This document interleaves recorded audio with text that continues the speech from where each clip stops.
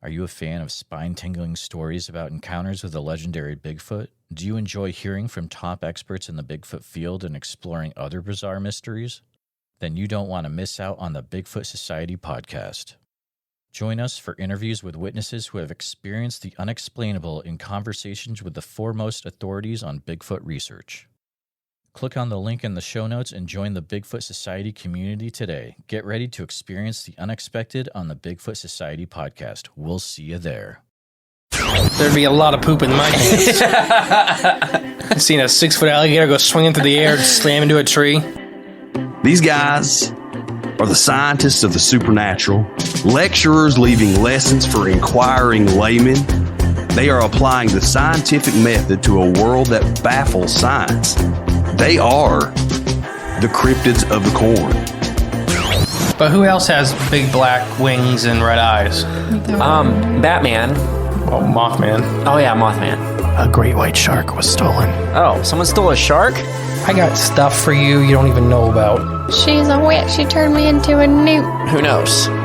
Anything could be possible. Anything could be possible. It's really big abduction vibes. Holy moly. It sounds like you were abducted. And it just stood up. I mean, it just like kept going and going. And she goes, what the?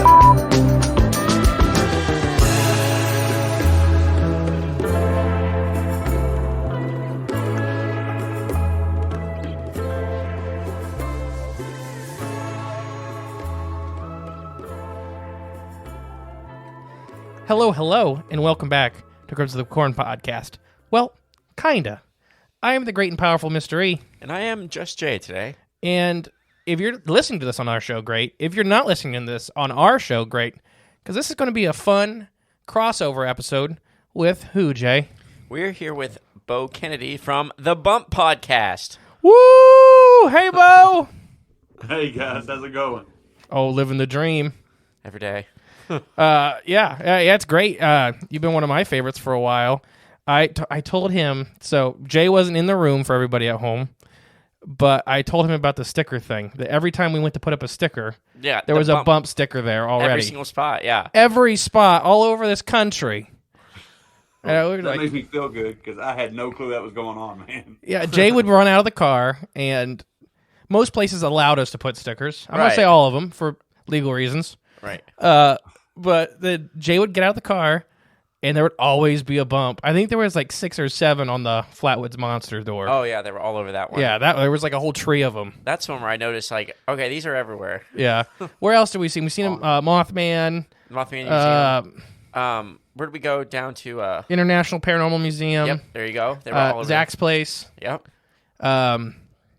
Which Zach Bales, the Paranormal Nightmare Gallery. Yes. He's a buddy of ours, so the Paranormal Road Trip. I don't know if you ever heard of him, but I've yammered on already. So if you're listening to us on Cryptids of Corn, Bo here is going to tell you about the Bump podcast, and then we'll vice versa it. So you go right ahead, Bo. It's your show. All right. Yeah. Again, thanks for having me on. Thanks for doing this with me. My show, the Bump podcast. Bump is actually an acronym. You were right. Off air, it is kind of like Bump in the Night. You know, there's a little wordplay, but the acronym stands for Believers of the Unexplained Monsters and Paranormal.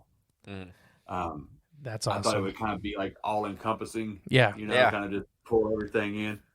So this is just a little bit of fun to do. I started my show. It's been right at 3 years now. I think April or May makes 3 years.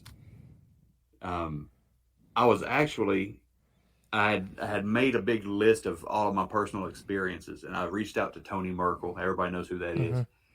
And I was trying to get on the confessionals. And his initial wait list at that time was like 6 months long. And then COVID hit, and I'm a teacher, so everything got shut down at home. I had to start learning how to use Zoom and all that stuff. And I thought, I got a whole lot of free time.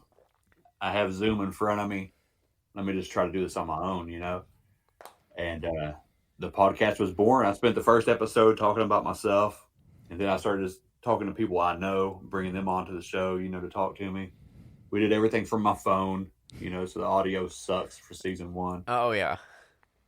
But yeah, man, the rest is history. I got 160 some episodes now, I think, almost 170 episodes. Tons of Bigfoot content, alien abductions, demon encounters, just you name it, and it's on the show. It's a lot of fun. I remembered back to one, oh gosh, it was just within the last probably month or so, I'm going to say, with the guardian angel with that lady.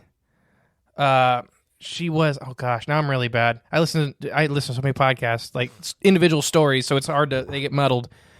But where her son was in danger and she called her son, and I'm probably Yeah. okay. Yeah. I'm like, maybe I'm completely wrong, but No, you're right. that was a really good one because that was a lot of positive stuff in there too, which you don't get to hear a lot on a lot of the stuff we deal with.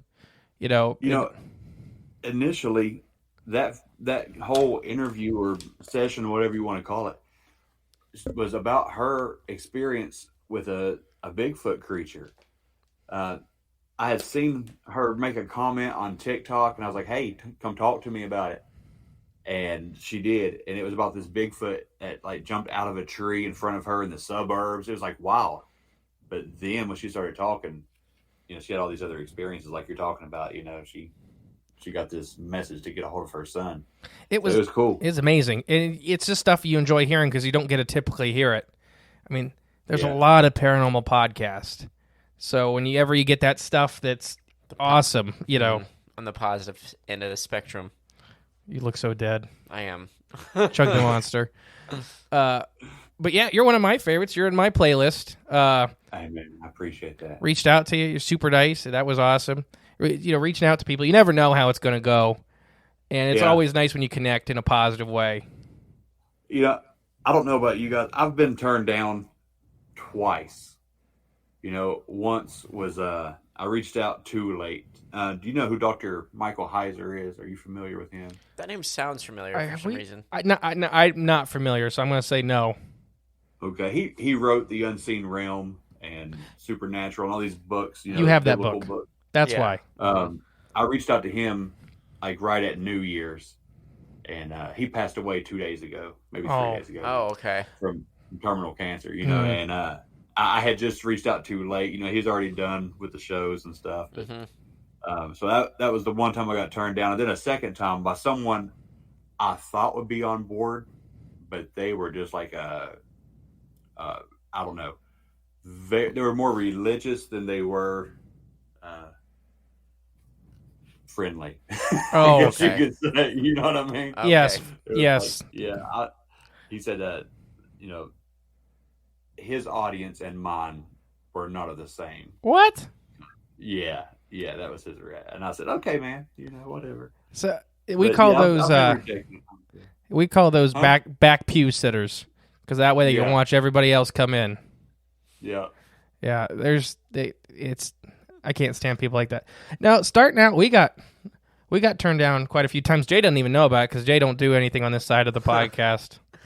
But no, reaching out to people and stuff like that when we were a lot smaller, And now it's just some of those people want to try to get back with us now. A lot smaller with our bad mics in the beginning, too. So, yeah, if you're fine with it, we'll do the same thing and kind of talk about us for a second if you're okay. Man. Yeah, I love it. Yeah. Because we're still new to this, like these crossover shows, because it's going on both platforms the same way. Right. But yeah, Cryptids Corn, I'm Justin. And I'm Jay. So I was a fishery biologist. I bring a lot of that kind of stuff. And Jay is very conspiratorially minded. Yeah, I was a bartender, and I like talking to people. So. Oh, you could tell the story this came to be here in a second. But we like to say where we're a scientific and magical thing you can combine. We try to mash them all together, and it works out about 80% of the time. Yeah, just about. So we have a fun story about how we got together, just like, just kind of how this stuff happened. So Jay is my local bartender. Nice. And I frequent quite often. Yeah, you're a local guest. Yeah. Or patron. So why don't you tell them everybody at home, how we got kind of the start. I was bartending one night, and then that was our euchre night there at the bowling alley, and Justin strolls in and just doing the typical, normal. Hammered. I'm hammered. Yeah, hammer night. But in this particular night, he comes and pulls me over and asks if I believe in Bigfoot. And of course I do. And so one thing led to another. We created a Bigfoot society group where we were going to go, explore and look for signs, but then just talk about it and talk about things in these realms at these, in this group. And our first meeting, we had 4 people show up, so us 2 included. We did this a couple months, and then we thought, Justin thought, let's just start a podcast and just talk about what people talk about in these meetings each week, and then that kind of just took off from there. So, and now we're at 100 and. Oh no, we just crossed 200,000 downloads. How many episodes? Oh, okay. I was like, 131 on the main show and 75 on Patreon. So over 200 episodes we've recorded since then. That was 2020 is when we started? Or no, 20? It was November of 2021 is when the first episode came out. 2021, okay. Right at the end, because then we did all of 2022, and now we're in 2023. That's right. Jeez. And now we're speakers at events and stuff like that. Yeah, so it's multiplied out of nowhere, just from starting this little Bigfoot group here in town. And then our first episode we ever recorded, I bought the Chintzy Amazon kit. Anybody at home that don't know, you go to Amazon, type in podcast kit. There's one that's like $62. And we got that. We were in my buddy's house. We went out Bigfooting the night before, scared the hell out of a possum with a thermal camera. And then we record this didn't know nothing about acoustics, didn't know nothing about any of this. We're sitting in this kitchen. It's all ceramic. There are dogs barking in the background, and there's 3 grown men sitting over this microphone that's about the size of a Sharpie. Yeah, it's one single mic. It's just like, it sounds like we're like this, we're all in this room. It's just, but then it's come a long way. Oh, yeah. Night and day from that. You guys start somewhere. And we owe, talk about Toady. We owe a lot to Toady. Tony brought us on November, and when we went on there, we only had 30,000 total downloads, I believe. Yeah. And now we're over 200,000 downloads. We're doing about 40, and I share our numbers because I don't know why some people are real secretive. Doesn't bug me, but we've done about 40,000 a month now. So we owe a lot to Tony and Joel and Eric and all. Yeah. It's this whole community is like just a great, I don't know, very supportive community. It's a nice circle to be in, and it's really just helped us grow. Yeah. So is that enough tooting our own horn? Yeah, I think so. Okay. But you guys have been really busy, though. I mean, 200 episodes in 14 months, 16 months? Yeah, about 14 months. Yeah, it's a little crazy sometimes. Oh, gosh, man. And then we run 3 other podcasts. Yeah. I don't sleep. Doesn't let me sleep either. I don't let him sleep. He's late every single time, like tonight. But yeah, and then it's just crazy, the people you get to meet through this and this. And then, did you think 6 months ago we were going to be speakers at events? No. Paid speakers and all this stuff? Right, yeah. It's crazy. Life's crazy. Yes, it is. But even getting to meet you and sit here and talk to you, I would have never imagined this 6 months ago. So this is a great honor for us. No joke. I'm not joking. Because we were listening to you. I thank God y'all listen to the show, man. I'm happy to talk to somebody that likes the show. Oh, yeah. You got like I was saying, you got a good following.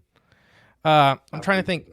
Shane from Inquiries of Reality, he's a really big fan of yours, too. Podcast out of Michigan. Yeah, Shane's a good guy, man. I talk to him a lot. Okay. Yeah. Yep. Giving him his free shout out. Right. Yeah, we've been on each other's show a couple times. I just had him on. It was probably my most clever titled episode. It was called. It was about the Wendigo. Mm-hmm. So I named it, when to stay and when to go. Yep, there you go. I cracked myself up. It's like dad joke kind of stuff, but it was fun. Every description of our episodes has to have a pun in it. Nobody ever reads them, and I even put things like questionnaires. Like, if you read this, I'll send you a T-shirt. No one's ever sent an email. No, it's like, but we have to put a physical pun in every one of them.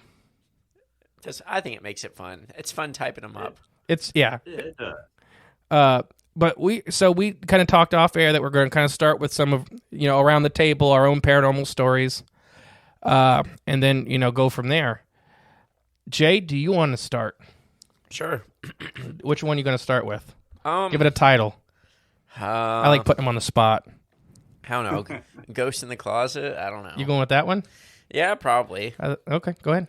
So, and I didn't see nothing. I never had I'm trying to think. I've never physically seen a ghost or anything like that, but I mean, my brother, so we've gone ghost hunting before, and but never physically seen things. I felt things at times, but the only thing that ever scared me, which was a couple times, but the first time it happened, I was sleeping in my room, and it was just that time of night before, just before you fall asleep. Your mind's still awake. You're still laying there in bed, but just as you're getting ready to fall asleep, I was laying there in a pitch black room, and I heard something like a noise in my closet.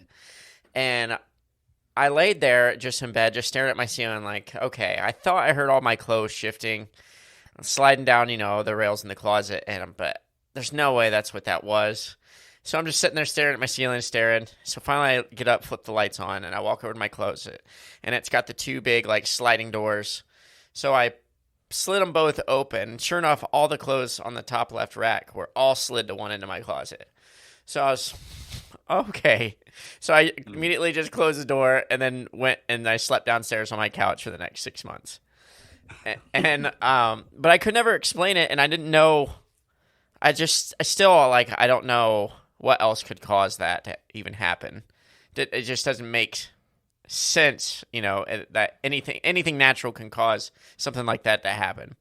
And it was weird. It was just in that room of the house where really any activity ever happened, because it's a fairly new house. It was built in the late 90s. The one that you guys are in now? Mm-hmm. Yeah, it's brand new. Yeah. So it was no reason for it to be haunted, I would say, but it's just so weird. It's almost like Ohio's built on one big Indian burial ground. Oh yeah, maybe that's it.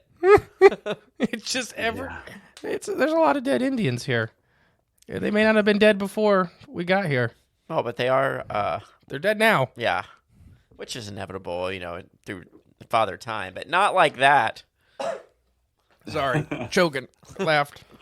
But yeah, that's one of my few. Now, when I did, like I said, I did go ghost hunting with my brother and some of his friends. They had equipment where you get locked in a house, for 24 hours or whatever, 12 hours all through the night, and get what you can get. But we stayed in this one house supposedly haunted, and I don't know, the first half an hour I was creeped out and scared. It just felt like there was something there. But the longer you're in places like that, that feeling went away, because I didn't feel nothing the rest of the night and didn't even feel scared by the end of it.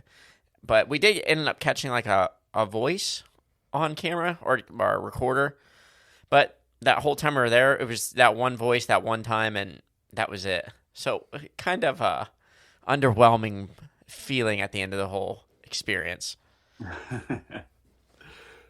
But yeah, man, that closet experience, that's enough. It's not like your closet could have just tilted at a 45 and everything slide down. That's right. It would take something to physically move your stuff. That's pretty wild. Mm-hmm. Yeah. What is it with closets? And it's like a human, a modern human fear. And I don't know. It's always been weird to me because a lot of stuff happens in them. Mm-hmm. Later we'll get into stuff about some of my stuff, and it is with the closets. But it's all, I don't know if it's because it's a door that goes nowhere, and it's that kind of thing, or it's something but I don't know. It's always closets, and kids are naturally afraid of closets. It's my mom and dad's closet when I was a little kid. I used to be terrified of. Did you have a reason? Yeah, because is that where your dad kept his eye? Yeah. If he ever listens to this podcast, he's gonna hate me. yeah, probably. No, they had a vent that went up into their attic in their closet. So if you open the door really fast, it would push the air and it would raise that vent. It was just a piece of wood covering the vent, so climb up in there. So if you open the door really fast, the air pressure would lift that whole door up and it comes slamming back down. Oh, okay. So I remember one time I come flying in there, and then that happened. I thought someone was up there, so I took off running. And ever since then, I was afraid. We're really bad with tangents, just so you know. That's all right. I am too, man. It's a little bit of ADD. It's okay. Oh yeah. Oh yeah. Do you want me to tell you a short one, or do you want to go next? I'd love to hear it. Okay. So I'm gonna do sea monster. Okay. So then this one actually has an ending. Right. So I used to go shark fishing a lot, Daytona Beach, specifically Daytona, New Smyrna area. Anybody familiar with Florida? Daytona 500, that kind of stuff. New Smyrna is the beach that's just south of Daytona. Literally, that's like you can walk from Daytona to New Smyrna. New Smyrna is the shark bite capital of the world, and everybody likes to sell T-shirts for it and stuff like that. It's because a bunch of sharks go to have babies. So there's a bunch of foot-long sharks that bite you, and they don't even cut your skin. And everybody's like, I got bit by a shark on New Smyrna. Is that why it's the number one? Yeah. Okay. Yeah. They haven't had a fatal shark attack in like the last 100 years. Like it's just what happens is the baby sharks will bite your hand because it looks like a fish, and they immediately let go because they're like, oh, that's attached to something a lot bigger. So fishing Daytona though, you'd have to fish at night for sharks. Just because all the swimmers and stuff like that. You're legally allowed to fish during the day, but Karens and whatnot, it's just, sharks are there, but I've been screamed at that I'm attracting sharks. It's like, nope, I wouldn't be fishing here if they weren't here. Like, that's why I'm here. So what we do at night, we'd set up a big shepherd's hook with lights facing the water and stuff like that. It is December, I believe, so I'm the only person on this beach. All these Florida people are like, it's 60 degrees or it's freezing. I came down from Ohio on a plane, and I'm like, woo! I'm out there in the shorts, just standing in the water. But it might not have been December. I don't remember now, but the turtle patrol would keep passing by about every hour. And there was a couple other fishermen, several miles apart and stuff. You could see their lights. And they would stop. The turtle patrol would ask, like, hey, do you see any turtles? And they go mark the nest and stuff like that. So they'd talk to you every time they came by, that kind of deal. I'd seen a couple turtles come out of the ocean, so that was cool. And they'd go mark the nest and put a little cage around it and make sure raccoons and stuff didn't dig the eggs up. And you didn't sleep, you didn't set up a beach towel on them the next day or something. So I'm sitting there. I got my lights facing the water. The reason we got these big spotlights facing the water is if you hook a shark and it's dark, you want to be able to unhook the shark without getting bit. Right. So you got to have a lot of light. And I'm sitting there. It's probably about 1 a.m. Off to my right, I gotta say something. I'm fishing this little deep spot, so there's a second sandbar on the coast of Florida. So it goes out, deep, then it raises back up to like 3 or 4 foot, and then it goes back to deep. So you fish that little trough in between for sharks at night, that little deep spot that's inside. So I'm fishing about 200 yards off to my right. This weird wave comes in. I'm like, okay, it's not that weird because it's the ocean, There's going to be a weird wave every once in a while. And then it breaks left, so it starts heading right at me. And I'm like, oh, that's really weird. So it's running parallel with the beach now. As it gets in front of my spotlights, this 30-foot long, big slimy black creature is undulating in and out of the water, going in front of me. As it gets dead in front of me, I just see this giant eye. And it goes past me. And then it goes back out, and I'm freaking out. I'm probably 17, so I'm freaking out. And then helicopters with spotlights started flying like 20 minutes later. So now I'm thinking the government's coming to get me because I seen a sea monster, and I'm not supposed to see a sea monster. And then finally, like another half hour after that, Turtle Patrol comes back by, and I tell him what I seen. And he's like, "Oh, no, you didn't see a sea monster. You seen a pilot whale." And what these pilot whales will do is they'll come in and they're hunting the same sharks that you're fishing for. So they come in and check to see if there's any sharks in there, and then they leave. And you probably just seen your light and look it up, or you guys at home look it up. The pilot whales get about 25 foot long. They're a jet black whale with a short dorsal fin. So if everybody's seen killer whales, they're killer whale cousin. They're not quite as big, but they are jet black. So that would be so freaky. Yeah. Because we talk about that kind of stuff a lot, misidentification, because that is a scary animal if you don't know what you're looking at. Yeah, I would imagine so. The ocean, I don't know. I'm not a big fan of it anyway. I'll go in there about waist deep, and I'm like, I'm good. Yeah. If I can't see the bottom, then, who knows what's down there. There's a lot. A pilot whale would be enough to give me a heart attack. So. And that's not even that big on the scale. Right. Yeah. Mm-hmm. But yeah, that's kind of one of my short ones. All right, you're up. All right. I'll give you one. We can do paranormal. I'll do that. It was New Year's 2010. I had been home from the Air Force about 6 weeks, and my best friend lived in Michigan. He wanted me to come up to his place for New Year's. He had been telling me, since I got home, he knew I was into all this stuff. I was ghost hunting and stuff in Louisiana when I was still stationed down there. But I get home and now I'm closer to where he's at because he already got out and he's living in Michigan. And he's telling me that he's living in this, this home that he's renting, and that he hears, growling sometimes at night, that his lights flicker, that his cabinets shut funny, like they slam shut and stuff. And I think he's just trying to get me to come up because he's lonely, like I haven't seen him in a couple of years, it's New Year's. He wants to drink. I wanted to drink. So he asked me to come up.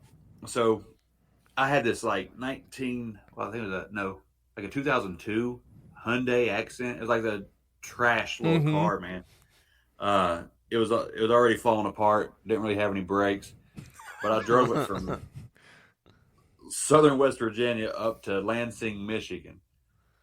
At New Year's, it's like a foot of snow up there. It's crazy, but we get up there and we're just doing our thing. We fill the fridge with beer, just like we did when we were in the service, and we're drinking and having a good time. And I take all of my ghost hunting equipment with me, which it consisted of at that time. I think I had a handheld camera that that had a green light that they called night vision. You know what I mean? Yeah.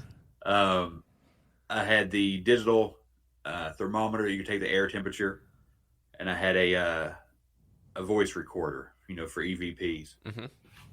And so we're going around his house, and I had a little EMF detector.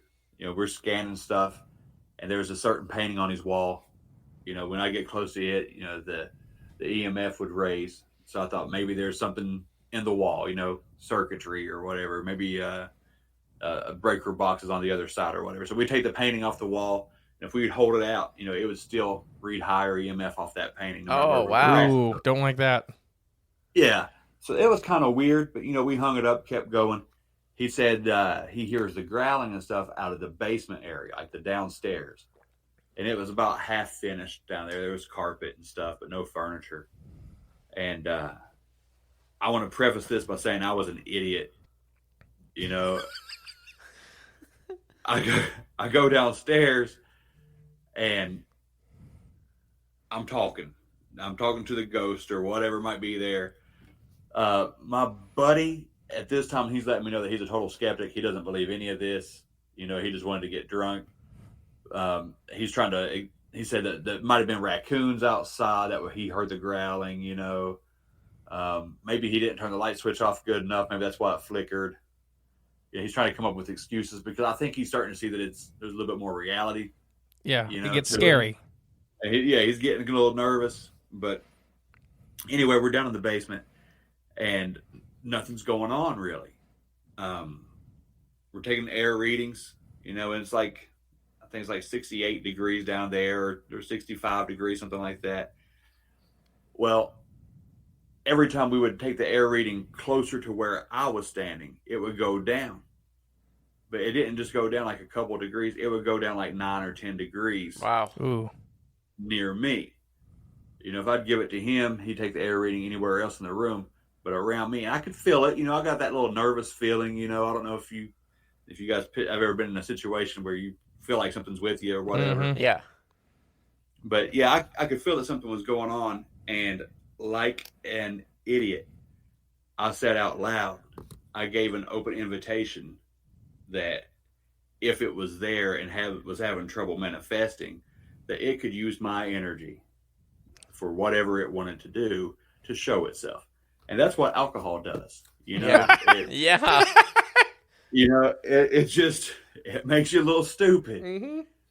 Been there. And, nothing happened. I thought nothing went on, so we come back upstairs and we're sitting on the couch. we were both pretty heavy drinkers at that time. Super high tolerance. It's nothing to brag about. We were borderline alcoholics, to be honest. You know what I mean? So it wasn't like we were drunk. We were just hanging out, watching TV, talking about whatever. And all of a sudden, it felt to me like the walls were closing in on me. Like my vision started to go out. I started getting real dizzy. And I told him, I said, man, I'm going to have to go to bed. I'm going to have to go lay down, pass out or sleep this off, whatever's going on. And I did. When I laid down, I was praying. I thought, this is it. I'm going to die in Michigan. I don't know what's going on, It was not like an alcohol related accident, but it would appear to be one had I went to the hospital. Yeah. You know what I mean? Yep. But yeah, the next morning I wake up and I'm still not right.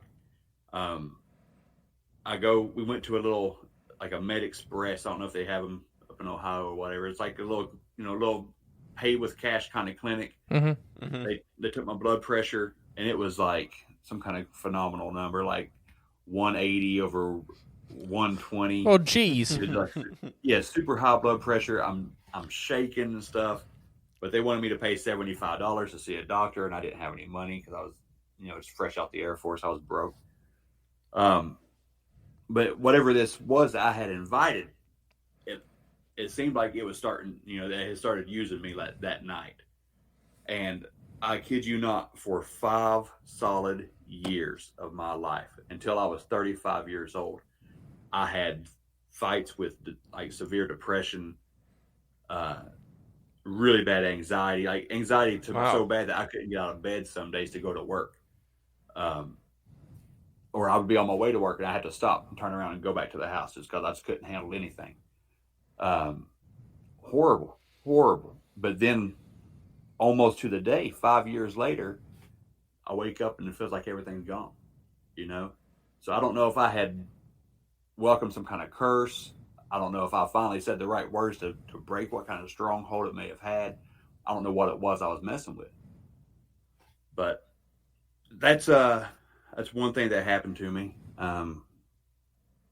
Another one real quick that makes it a little more fun. It's actually on the show. Is earlier in my episodes, like season 1, early season 2, I would talk to a lot of people about their paranormal experiences. And while we're on the air, I would get EVPs every once in a while. Like I would have something, and I'm not the most tech savvy person, but I know what it's like when you have feedback, or if you get an echo or something like that. You know what I mean? But I would be sitting there and having a conversation, and after I would speak, off beat, and a few seconds later, I would hear something basically mimic what I was saying, but like an octave lower than me, and at a different candor. It's like, if I'd say I'm right here, and then it would be down. I'm right here. You know what I mean? I'm like, what are you? But of course, you don't hear that while you're sitting here talking. It's when you're doing your edits, or when you get an email. Hey, man, listen to episode such and such at this time, and you go back there and mark it. And sure enough, there's stuff all throughout the earlier episodes. Wow, spooky stuff. Hate it. I hate it. Yeah, I have I'll share that here in a minute. A shadow person and demonic stuff too, and I avoid it. People think I don't believe in it. I do. The problem is I really do believe in it. That's why I avoid it at all costs. But no, that's horrid. That using you, and that we talk about that too. Like I've told kids and stuff like that. I'm a 4-H advisor. You're a teacher, so these kids will go out and they'll get a Ouija board and they'll play with stuff. And I'm like, guys, you don't know what you're agreeing to. You don't know what you're talking to. You don't know what you're inviting, and you're a perfect example. It put a horrid drain on your life for years. Yes, man. And that's horrible. Right? Yeah. I mean, we're all. I'm pretty sure we're all Christians in here. It don't matter, but yeah, it's just if you believe in that side of it, then why would you play with the demonic, and like you said, you drink it and stuff like that. We used to play slap bowl when we get drunk, and literally with the big old boar goat. But, oh well. Yeah, that was horrid. I never played that game. Oh, that's bad. That's animal stuff. But you have to slap him on the butt because he couldn't see behind him because his horns were so big. Okay. But the second person, he had his head turned. Yeah. So he was waiting for it. Anyways, but demonic stuff is just horrid. It just uses you like a battery. Yeah, man. Yeah, and for years, most of my life, I was terrified of anything demonic. Because I don't know, I was raised Catholic until I was about 17 or 18 years old. Mm-hmm. Then I went and found my own way, and got saved in a different denomination. But yeah, so demons were just as real as my uncles. You know what I mean? Like they were around. And there was never like a doubt that this kind of stuff exists and stuff. And so as a little boy, it put a fear in me, that I didn't quite understand until I got older as to what these things are, what they want, where they come from and all that stuff. And once you get an understanding of it, and once you know that they've already lost, speaking of being a Christian, that we've already won. We have dominion. Yeah, it's what they're trying to do is prolong the inevitable. Mm-hmm. They're trying to delay that game. But once you get a firm grasp on that and realize who we are as children of God, then the fear can go away a little bit. Mm-hmm. That's all the demons have. They have fear, and they feed off of that. That's their main weapon. Deception and fear. That's really all they got. 100%. I 100% agree with you, and it's just, yeah. I mean, that's what they do, and then they only can have power over you if you basically agree to it or you let them give it. Yeah, and that's what I worry about these kids all the time. Is like, you don't know, and this could it had effects on your life for years. Yeah, man. And they don't need you. People don't need that, but this house I live in, I've personally known. I know the man that built it. I've personally known everybody that's died in here. I've personally known everybody that's been in and out. So that's why this house is so much better. But if you're okay with it, feeding off of your story, I'll tell you about the evilest house in Hardin County. Yes, man. Let me hear it. It definitely is. Yeah. No, I believe you. So I'm going to give the short version because we've done hours on this topic. But so we moved out to the country. We were living in a trailer. A local farmer, basically, they had this big old house that was in the same county block as us. I know you guys are in the hills and everything, but we're all flat. So right. It may not make sense in Appalachia moving a house like what I'm about to tell you how we moved the house, but here it works because it's just driving. But basically, he gave us this gigantic house for $1. All we had to do was move it. And it just was going maybe like a half a mile. Yeah, probably. Yeah, I mean, it's nothing. So we get in there, and at this point, I'm probably like 9 years old. And this house nobody's lived in it. Nobody's been in it for years and years. It's on the back of his property. He's about to turn this into more farmland. He owns like 9 or 10 house properties. He's bought up everything. So this is just something he wants out of it way, so we're helping him just as much as he's helping us kind of deal. We get in there, and it's clean. No furniture, nothing like that. No, but there's not one mouse turd, not one raccoon turd, nothing. So I'm a big animal nerd, so that matters for this next part.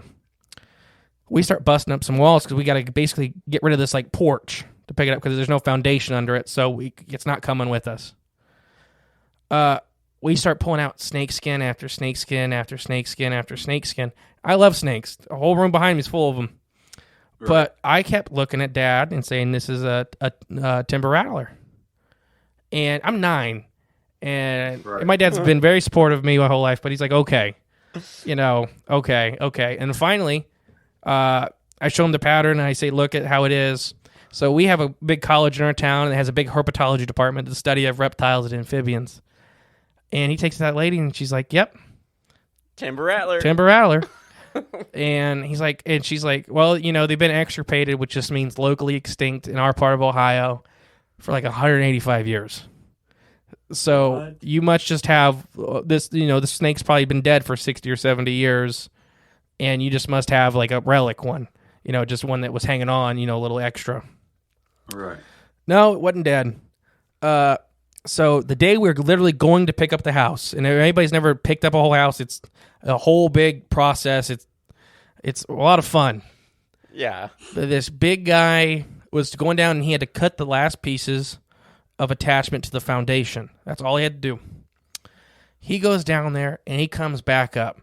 And he's like, "I ain't going down there. Big old snake. I won't go. It won't let you do anything." And his boss is like, "You're going down there. I'm firing you." And he's like, "No, I ain't going down." And he just left. He left the site. So he goes down there, and there's this gigantic rattlesnake sitting right in the spot where he's got to go to cut the thing. It's almost like it's guarding the stuff. And finally, they just left the doors open. And he crawled back out in the woods and never seen again. Same woods that we lived in. Yeah. I looked for him all the time. Never found him. But we moved the house. Years and years and years we lived there. Tons of small, weird, individual haunting stuff. Phantom footsteps, all this stuff. Like, I heard somebody upstairs, the room above me, like, step, step, step, step, step, step. My best friend Nick, his dad is, like, retired military police, retired SWAT, and literally he lives like a county block away. And nobody's home. I'm too scared to move. I call him. He puts me in his car, and then he sweeps the house. And he's like, "There's nobody in that house." And I'm basically in tears, so he believes me. He takes me here to this house, my grandma's house. All right. And that happened like 8 or 9 times at least. All the different kids. My aunt and uncle end up living us the last year we were there. My mom got, so we moved out because my mom got non-Hodgkin's lymphoma, and we had this big farm. It just was too much, so we actually moved to this house. But going back, so all this small stuff happens, stuff like that. I have 3 biological siblings, 2 adopted siblings. I'm the oldest biological. The kid under me is named Luke. He's got a form of muscular dystrophy. Super tough. He's an adult now, but super tough kid. At this time, he had his legs open several times, poked around. He literally had like stints and stuff like that. The kid didn't cry. He's still super tough. But so this night happens, and he comes into my room. And I'm 16, 17 at this point, so he's like 15, 16. So we're both, bigger kids. He comes in my room, and he's like, "Hey, can I sleep in here? Or can I sleep with you?" And I'm like, "What?" He's like, "Can I sleep with you?" And I'm like, "You can't. There's no room in the bed. You got to sleep on the floor." And he's like, "Okay." No, only time he's ever done it, so he lays on the floor. The foot of my bed, I have a big ball python snake. I have lizards, fish, all this stuff. I had a bunch of tanks. What? You've always had all that stuff. Yeah. My mom and dad's been very supportive of my addiction. I always sleep face the wall because I guess I'm a psychopath. So I sleep face the wall, and Luke gets up and he pokes me. And my job was, as the oldest kid, I had to take care of all my siblings, get them to school, get them fed. So I had to wake up early. So he pokes me, and I'm like, "Luke, stop it. I got to wake up early. You've already woke me up once." Another couple minutes go by. He pokes me again. I'm like, "Luke, stop it. I'm done. Stop, Luke." Another few minutes guy pokes me again. I'm like, "Luke, seriously, stop." This last time, he pinches me like your mom grabs you at church. Real hard. Yeah. Right in that meat of your neck. I turn around, and he's asleep on the floor. And there's this shadow hanging over me. And this shadow slowly stands up. It's just blacker than black. It's kind of vaguely human. I look at the foot of the bed. The lizards, the fish are going nuts. Fluffy is my snake. This big, sweet snake. She is bashing her head into the glass, striking at this thing. She broke every tooth in her head, had to go to the vet. Just going nuts, going at this thing. And it just kind of raises up, goes backwards, and kind of melts away into the closet, but goes down. It's almost like it's going downstairs smoothly. I freak out, wake up. I'm guessing Luke won't talk about it ever, but I'm guessing it followed from him into my room, and it was because that's the only reason I could think of him ever coming to my room. We go to Mom, Dad. I tell Dad. He doesn't even look. He doesn't say nothing. He's like, okay, we're going to your grandma's. So he had seen it. And yeah, so, and then, because he didn't even question it, didn't ask one question. We got all my siblings, we left. Next day, this lady in our town named Carol Slane, she is super, I don't even know what to call it, super in tune with the faith and everything like that. You know, she just, and my pastor comes out and she comes out. And I'm the oldest kid, so I'm allowed to be there. And we start praying over the house. And she just kind of puts her hand up. And she's walking around the house. And she touches... So the old part of the house we moved, she touches this spot. And she's like, Bill, my dad, there's something in the wall. You need to open it up. It doesn't even question her. Goes out, gets a hammer, opens it up. There's about a 2-foot knife with this big smiling serpent as the handle. And it's I can't even remember how they got rid of it, but they properly got rid of it. They kept praying over the house, and then they kept finding more coins in the wall. Every time she touched the wall and they opened up, there would be a coin or this little like coin thing. So after this whole thing, they did this all day, found all this stuff in the walls. Every time she touched all this stuff, but the big snake knife was the big one. The stuff stopped or slowed down, didn't go all the way, so I never think we got rid of it all. So backtracking, hindsight, the first week we had this house, a lady related to the guy that gave us the house, not him, not the guy, the lady related to the guy, came up to me, my dad, and one of my brothers, and like, hey, did you find any of our like papers, any family papers, stuff like that? We forgot family papers. And Dad's like, nope, we did. We had them. They were all these crazy occult papers. They had all this like sigil stuff on them, and Dad had just destroyed them. Yeah. And then Dad looked at us and he's like, remember who that is, because that's an evil woman. Because she waited fully for all the moving to be done, and her relation that gave us the stuff to be out of the picture dealing with us before she came looking for it. I fully believe the guy that gave us the house had no idea what he gave us. Yeah. And she was the one using this house for ceremonies and stuff like that. I fully believe this is kind of like a demonic guard dog, for whatever they were doing there. And our little area has a bunch of history of really satanic cult stuff. My great aunt got killed in a ritual up here. Everybody can look it up. Hardin County, what year was it? It would have been 2009. Has to be around then, yeah. Look up the last name. My last name's England. You guys can look it up at home. They just found her tongue and her finger. Yeah. What? And then the guy burnt down the house after the ritual. You 100% look it up. There's a newspaper.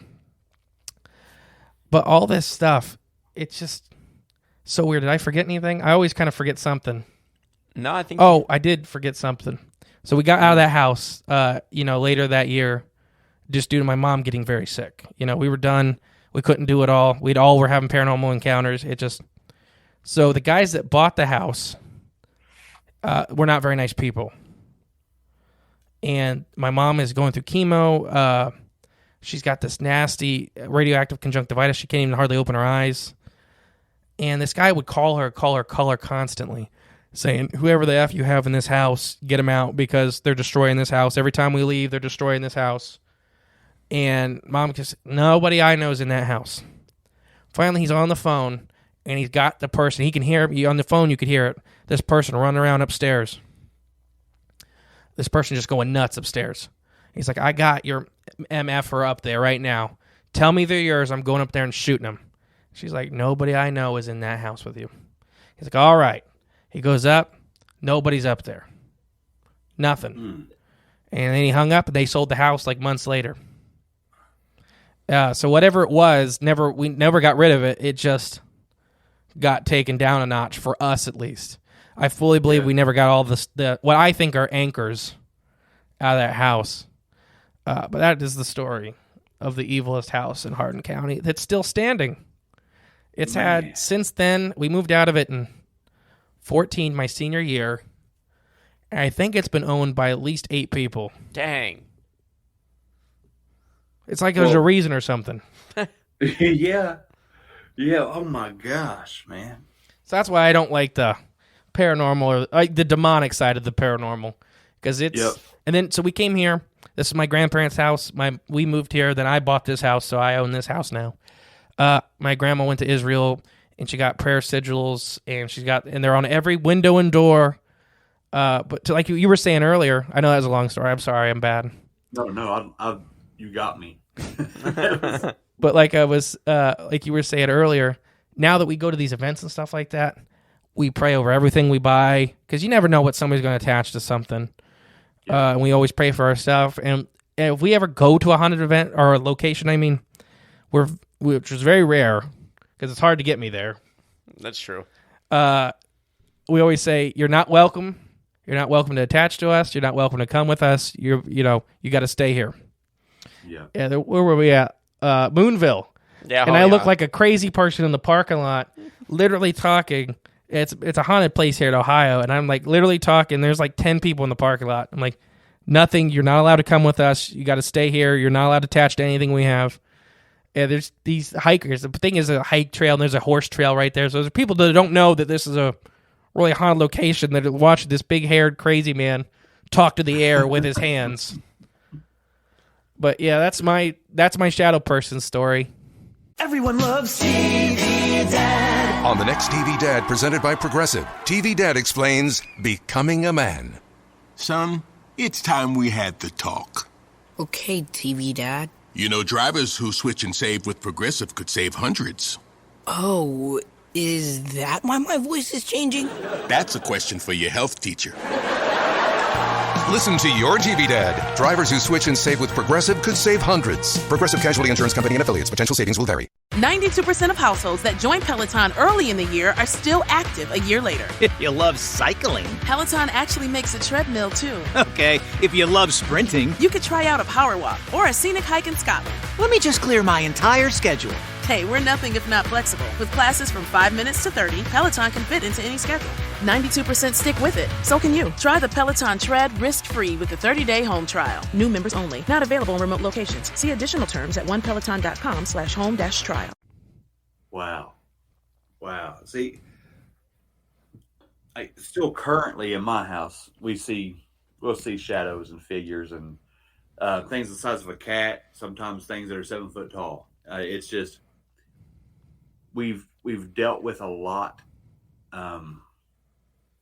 When we first moved in here, this house was built in the 70s. It's a huge house, like 4 bedrooms. Got a good deal on it, but it didn't really have a history or anything. You know, it was just a big home, and that's what we needed. But when we moved in, we had some weird noises up in the attic.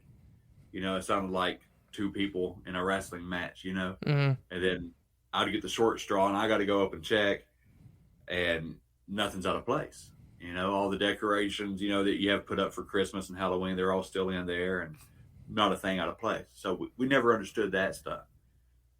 But for the longest time, I blamed my own show for things happening. Mm-hmm.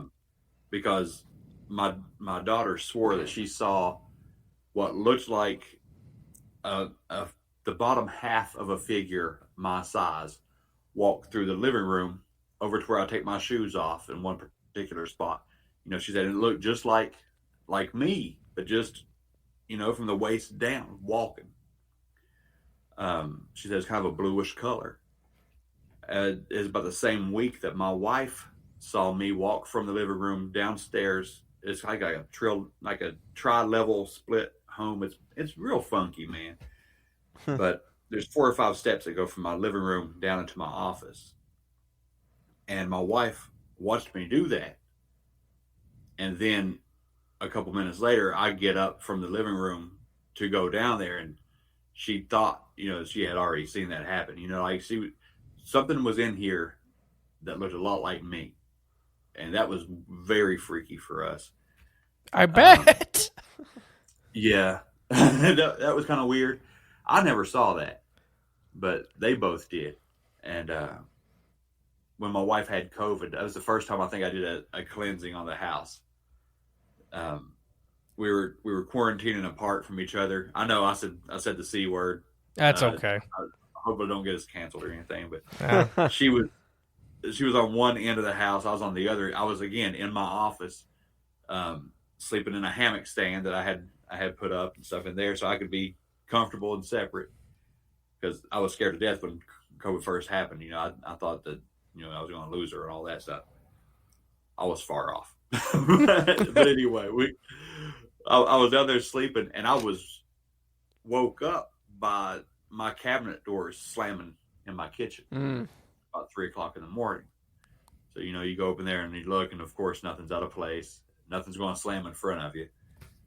But I had a whole lot of this kind of stuff happening that I always blamed on the show because I wasn't praying before we do episodes. And if it was, you know how it is, man. The scary stuff is what people want to hear. Yeah. Yeah. And for a short period of time, I was wanting that. I wanted something that could top something else, those kind of scary events. And I blamed what was going on around me to that. Little did I know, and I'm starting to talk about it a little bit on my show now, but I didn't know at the time that my daughter, while she was living here, was dabbling in things, I guess you could say. Oh, gosh. Yeah, man. She was upstairs trying to summon Lilith. What? Yeah. She by the time she moved out about 2 months ago, but before she moved out, she was entertaining the thought of actually trying to be into Satanism, like actively. Like when she moved out, and this office, well, this new studio, I call it, is her old bedroom. When she got cleared out, I started setting stuff up in here because it's more private. But yeah, I had to go through it. I was like anointing the windows with oil, Yeah. doing perimeter prayers, pulling out Psalm 91. I have cleansed this house as good as I can. But I found stuff, man. I found curses written under furniture. I found things written in Russian that I had to pull out with Google and, translate. But the whole time that, my wife and I and my nephew who lives with us, we're getting closer to God. We're going to church and we're working on our prayer life, and I'm devoting everything I have to the Lord. My daughter, who I thought was just resistant to church, and I didn't want to push it too hard, her own walk or whatever, was on the opposite end of the spectrum, man, inviting this stuff into my house. So yeah, talking about how kids play with Ouija boards. Yeah. Oh, gosh, that's a little bit above. Dude, kids are doing so much worse than what we realize. Yeah, 100%. It's because of these. I blame a lot on social media. But it's just the access. Yeah. And in my opinion, children are such an easy gateway because they're naive and they're vulnerable and they're pretty much defenseless, to these sneak attacks from the adversary. And that's there should be like a cautionary tale to all parents. You know what I mean? Get on your kids' social media, monitor what they do, be a tiger mom or whatever they want to call it. Yeah. But pay attention to what your kids do, man, because you never know what's going on. I mean, the blatant Satanism out there right now, they're not even hiding it. Like right. I mean, what was the halftime show had all kinds of symbolism and then all this. It's just horrid. And then people get mad if you talk about the Bible, and then literally there's a guy, humping another guy wearing Satan horns. Right. Yeah. Well, I think they're making it that way. It's on purpose. I know. Yeah, but it's just the world. Yeah, it's definitely a cautionary tale. I don't have a kid yet. We're due in June. Oh wow! But congratulations! Thank you. If I came upstairs and I found how I'm pretty chill. Yeah. I work with kids a lot. I'm pretty chill, but if I came upstairs and I flipped over a chair and there was a Russian Satanistic curse written on it, Yeah. what would happen? Oh, I don't know. The house would be You on would- fire instantly. Yeah, you'd explode. I'd be like, everybody outside. I gotta restart the house. Yeah, you would. You make them all watch. Hard reset, right? A hard reset, burn it down. You know, the easiest way to get rid of everything is to get rid of everything. Right, and you give them a lesson while it's burning down. Yeah, See, like- you know, this is why. Yeah. This is what happens. All your stuff was in there. Yeah. No, that's horrid. I mean, literally. Yeah, just inviting all that stuff in. That's crazy. I don't. Man. You probably handled it better than I would. No, like I said, she moved out. I think you probably still handled yeah. it better than I would. that even moving out was her choice. You know what I mean? Yeah. Well, yeah, the But, jig was up. Yeah, the jig was up. That was exactly it. And I told her, you know, you're busted. Yeah. You know, this stuff has to stop. This can't go on. And you know, she made her choice, and she's got to live her journey. And yeah, I just I pray for her every day that God put somebody in her path that Mm-hmm. open her eyes. I'm a firm believer that with I don't know, maybe I'm not the best with it, but you can't force anybody into any religion. You just got to be there, and this is my opinion. You just got to be there. If you guys if anyone like our friends and stuff, ever want to talk about Christianity, I'm there, but I'm not ever looking down at somebody not going to church, nothing like that. But that's a little extra, inside your own home. That's the big deal. I don't care what anybody does, in your life, but when you're in their inside own my home. house, Yeah, writing satanic signals on my stuff, it's a little different. yeah, A line has been crossed. a little bit. Oh yeah, and speaking of the sigils, man, I found something. I actually 2 days ago I set it on fire in my front yard, but I found this old journal in this room, in her stack of books, and there was nothing written in the journal, okay, except for on the very first page when you open it up, like on the back cover, there was an eye. And all kinds of funky symbols strategically placed around this eye. And I had remembered seeing this when we were first in here cleaning our room, but I threw all the books over there in one spot. And, my wife and I, and I know it sounds weird, and I'm not trying to associate everything, but we got this really weird headache when we were in here the first time trying to clean. And then we found the curses, and then we got everything cleared and then the wind and all that stuff. But the other day, I'm going through these books, and I found this, and there's this strange eye with these symbols. I took a picture, but I deleted it from my phone because I didn't want any part of it anymore. 100% would have done that. But right off the bat, I got a pain in my eye, behind my right eye. I did not connect the two at all. Shut it, toss it down, went through the rest of the books. I'm just flipping through to see if there's any kind of notes or anything that I might need to keep or, hold on for her one day or whatever. Don't find anything else. But 2 more times in the next hour or so, I opened that journal up. I don't know if it was just, a glutton for punishment or what, but every time I opened that up, it was immediate, a sharp pain behind my right eye.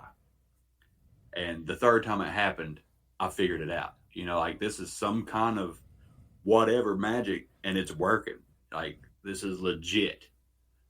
So it went outside and got burned in the front yard. Yeah. I would have burned down the whole house, just so you know. I probably never been back in the house. But no, that stuff naturally with how they design it has there's these safe fails, these guard dogs. 100% this occult, not all the occult, because the occult just means hidden knowledge. Mm-hmm. But that specific side of it, they hide these traps in there on purpose. There's mouse traps everywhere because of that. Just because if you're gonna get in my stuff, you're gonna be punished. Right? Yeah. That kind of deal. It's funny you say that. That's what the curses were about. Yeah. If you're gonna mess, touches this, XYZ will happen. Mm-hmm. I mean, I'm not lost for. I'm forgetting my word, but it's tied into that. It's that kind of stuff.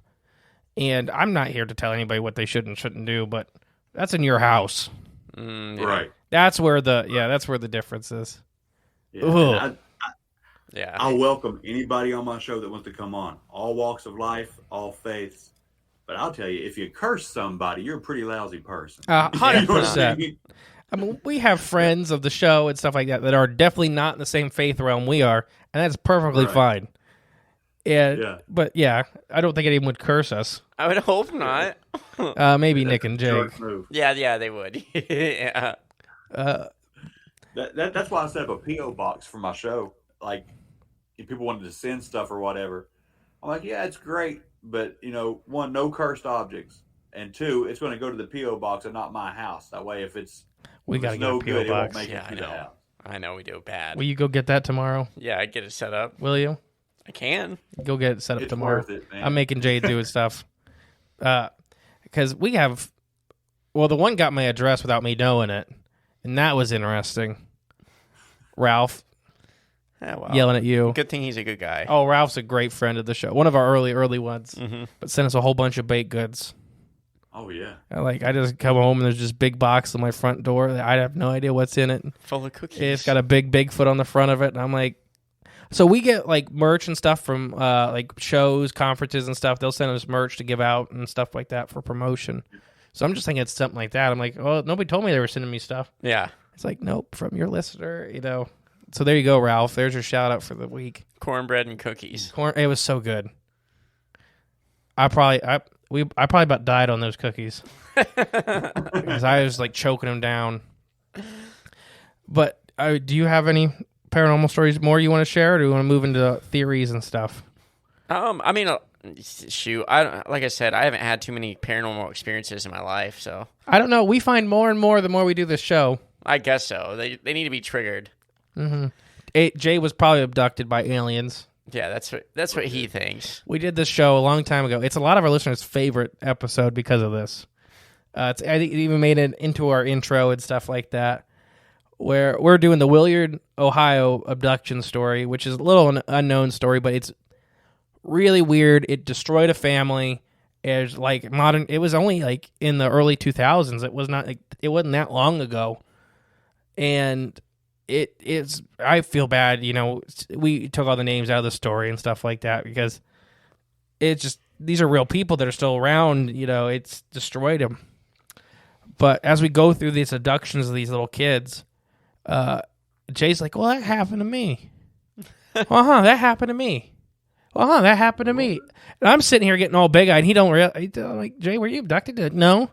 I just would wake up naked in the bed with all the clothes over there, tucked in where I couldn't move. Yeah, it was one weird time, so I never really thought about it much. He woke up. Yeah, that's a weird time. Yeah. He woke up naked with his clothes in the corner, tucked into the bed so tight he couldn't move.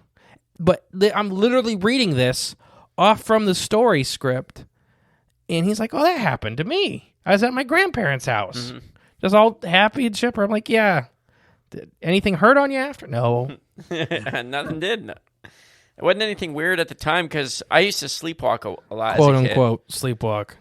Yeah, I used to. Like, there was everyone telling me I'm sleepwalking, walking around. I'd go outside and walk down the road. I slept walking in a movie theater once.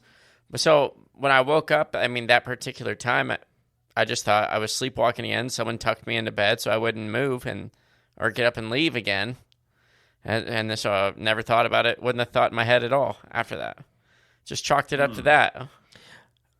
He was abducted. So it wasn't weird to me. Yeah, that's what he keeps saying. I want to show him a baby owl and just see if it like starts screaming or something. Yeah, it starts triggering something inside.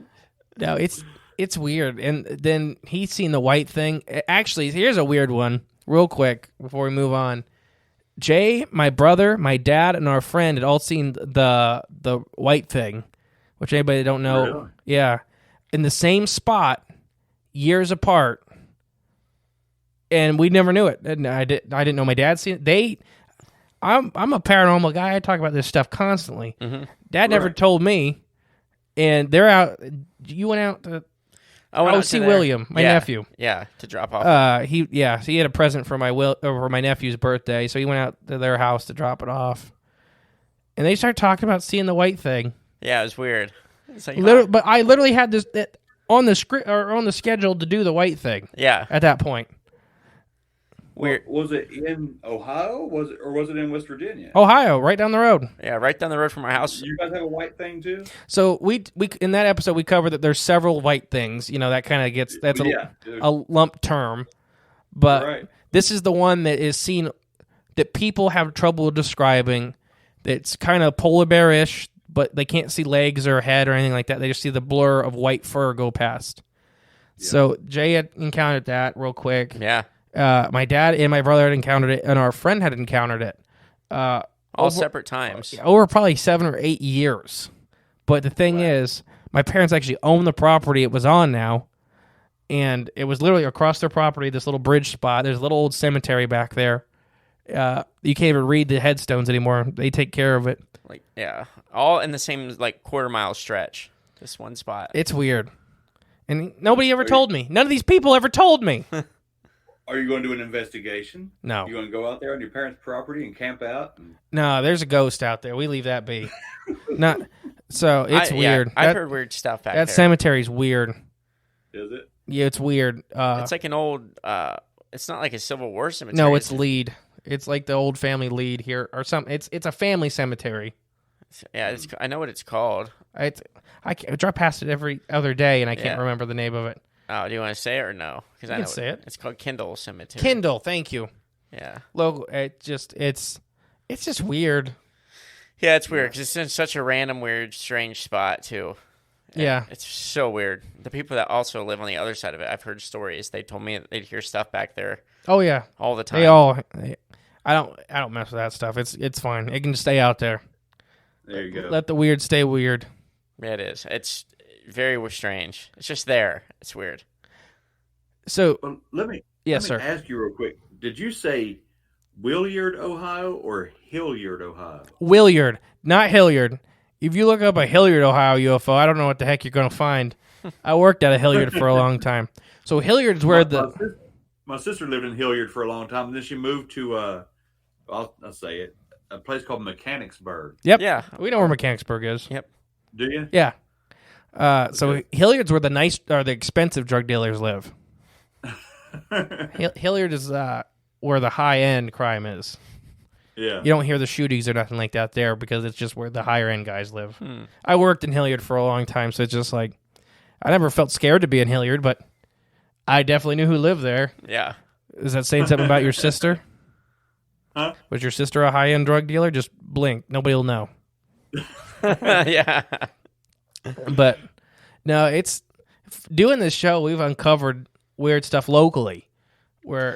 Yeah, that's the cool part. So we won't get into it tonight because it's just too long. But I had a long-term Sasquatch encounter, and through this show, we found a guy that's seen the same Sasquatch at the same time. Literally, he lives 3 houses that way, and a trusted family friend. Known him all my life. Jay's known him all his life. Never once told anybody this. Yeah. He's seen us start doing this show, and he heard my encounter, and he's like, well, what year was that, and what road was that on? And he'd seen the same individual Sasquatch. It's crazy. But that was the Greg interview. We put his first name out there. Yep. And he's a Sasquatch himself. He's like, what, 6'6"?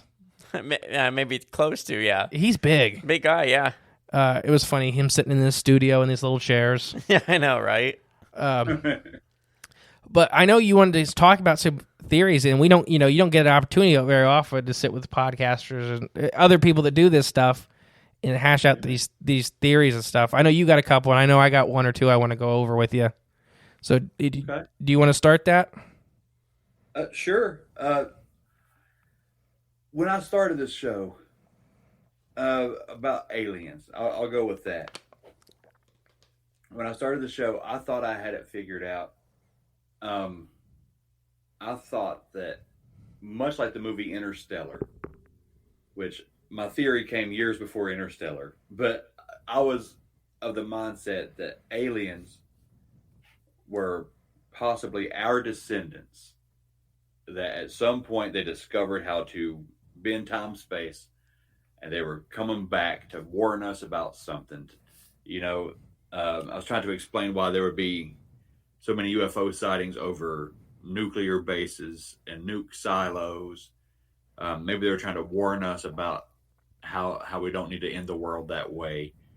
You know, and I was set on that. You know, that was my idea. But then I do this show, and my ideas changed. My ideas have changed about a lot of things, from talking to eyewitnesses and stuff. But I had a lady, Melanie Kirchdorfer was her name. If you watched Unsolved Mysteries, the reboot, season 1, it was the Berkshire UFO incident. Yes. She was the abductee. It was her and like one other guy. Well, they came on my show to talk about it, and totally awesome interview. You know, if you're into that kind of stuff, it was. I think it was honestly kind of traumatic for her to to talk about it all over again, because she had never discussed it until she was on Unsolved Mysteries, and then she didn't discuss it until I asked her to come on the show. And actually, a guy named one of the other guys on the show had to get her and convince her to do it, and then she would come on. But she's talking to me about how, you know, she feels herself being lifted off the bed and floated through a window, and she's going across this creek, and she has all these memories of this stuff. And I was thinking, you know, why would they target a child if it was us from the future and they're doing this big, wonderful thing, you know? So it got me thinking, you know, my theory, of course, is fluid, but it was wrong. You know, it couldn't have been right. So I talked to more people, and I listened to other podcasts at the time, you know, and I kept hearing a familiar theme, where these aliens would surround the bed, and people would also see shadow figures surrounding the bed. People having a sleep paralysis episode would see this light in their eyes or whatever. Abductees were seeing these lights in their eyes. People having these, you know, these night terrors, the sleep paralysis episodes, if they couldn't break free, they would call on the name of Jesus and it would stop. Well, guess what was happening with alien abductions too?